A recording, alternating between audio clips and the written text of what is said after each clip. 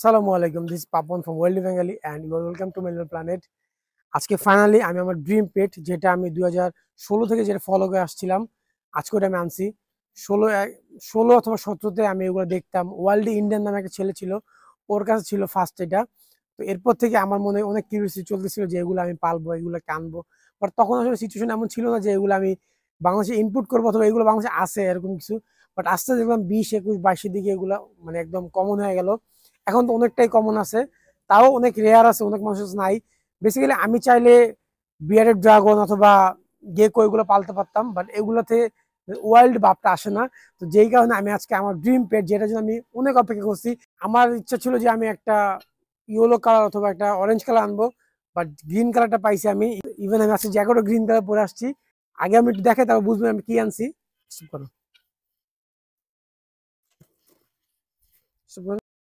This is my new pet, green iguana.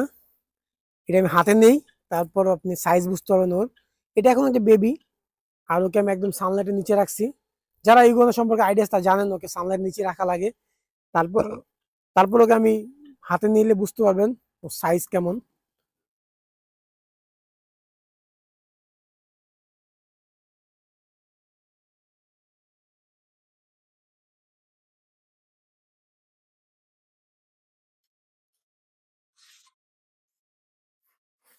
ওরা কিন্তু অনেক অ্যাগ্রেসিভ হয়, বাট যেহেতু অনেক বাচ্চার জন্য অ্যাগ্রেসিভনেস দেখাচ্ছে না। আর মজার বিষয় হচ্ছে শেডিং হচ্ছে, পুরো জানো, এই যে ওর শেডিং হচ্ছে এখন। এটা হচ্ছে লুক। আর ওর সব থেকে উইক প্লেস হচ্ছে ওর এই মাথাটা, এখানে আদর করলে একদম চুপচাপ হয়ে যায় ও। সব থেকে স্ট্রং পার্ট হচ্ছে ওদের লেজটা। এই লেজ দিয়ে ওরা মানে আপনাকে এমন মানে থাপ্পড় মারবে, বলতে গেলে একদম লিটারালি ও স্ল্যাপ মারে এটা দিয়ে। এটা দিয়ে একটা থাপ্পড় মারলে একদম মানে চাবুকের মতো ফিল পাবেন আপনি। আমি এখনো থাপ্পড় কামড় কিছু খাই নাই। ইগনের বেস্ট হচ্ছে যে ওরা সব ভেজিটেরিয়ান, মানে ওরা শাকসবজি ফলমূল খায়, ওরা কোনো ইনসেক্ট খায় না। ইভেন ওরা কিন্তু সাইজ অনেক বড়, এটা মাত্র 4 মাস বয়স একটা ইগনা। ওটা বয়স যাবে, এটাও বাড়বে, এটা হিউজ সাইজ হবে, অলমোস্ট এটা 5 ফিট 6 ফিট হয়।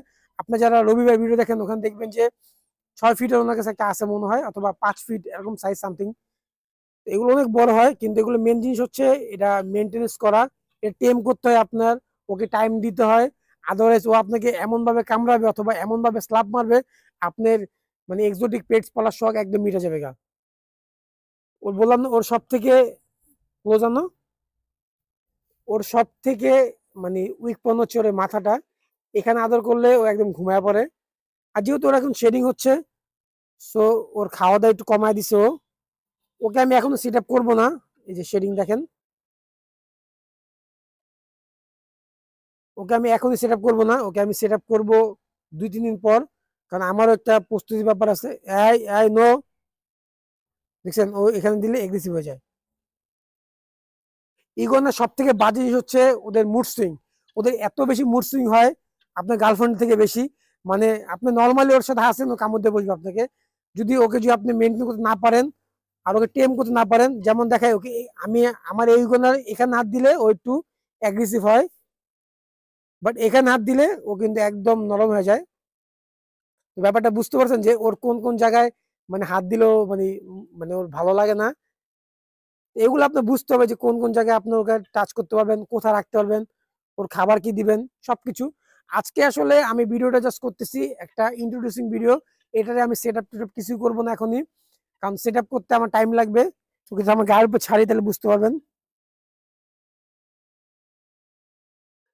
এটা কিন্তু রং চেঞ্জ করে না। অনেকে ভিডিও দেখছেন যে নতুন আসছে কিছু রং চেঞ্জ করে, ওটার মতো এটা না। এটা নর্মাল ইগোনা, বাট এর সাইজ হয় হিউজ। এটা কিন্তু নর্মালি আপনি একটু দেখতেছেন, এটা মানে যখন বড় হবে আমার মানে ওকে আমার শরীরে জাগাইতে পারবো না, এত বড় হবে।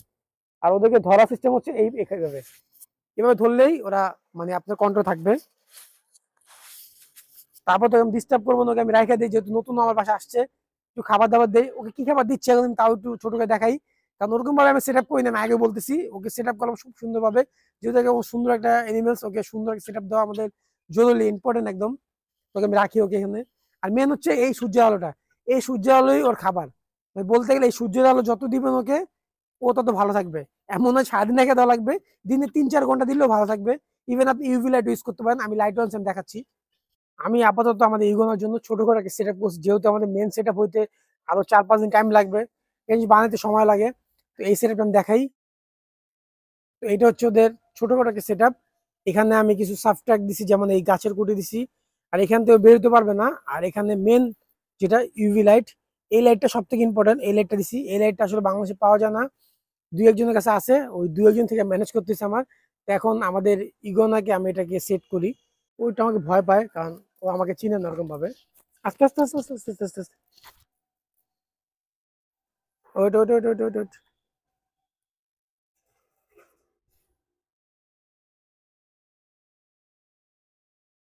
দেখি ও কিভাবে নেয় এটাকে। যাও।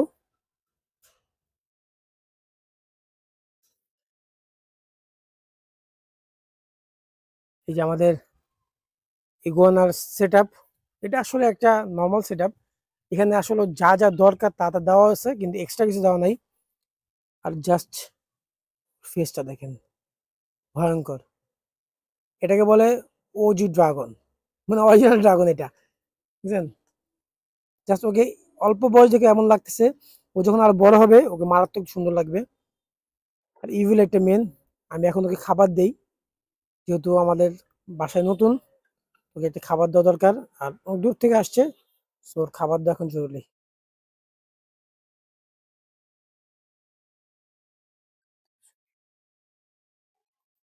এটা হচ্ছে ওর আপাতত খাবার। ও কলমি শাকটা অনেক বেশি পছন্দ করে। যেহেতু এখন দুপুর হয়ে গেছে, কলমি শাকটা পাইনি, আপাতত ধনেপাতা দিচ্ছি ওকে আমি। এটা এখন ওইটা খাইতে দিব। এটা আমি জানি না খাবে কিনা, যেহেতু নতুন প্লেস, একটু তো কাবজাব করতে পারেই। এটা শুধু ইগোনা দেখা না, কিভাবে বাইতেছে দেখো। আচ্ছা, এই যে খাবারটা আমি দিই, এই যে পাতাগুলো সেগুলো দিব। আর ও কম খায়, যেহেতু বাচ্চা, কম খাবে অনেক। আর মেন হচ্ছে যে ও এখন মানে শেডিং এ আছে, শেডিং এর সময় সবকিছু কম খায়। আমাদের বিড়াল কুকুর বলেন, ওগুলাও কম খায়, আর ও কম খাবে। খাবারটা তাও দিয়ে দেখি, এবার দিয়ে রাখবো আমি, যখন ইচ্ছা তখন খাবে।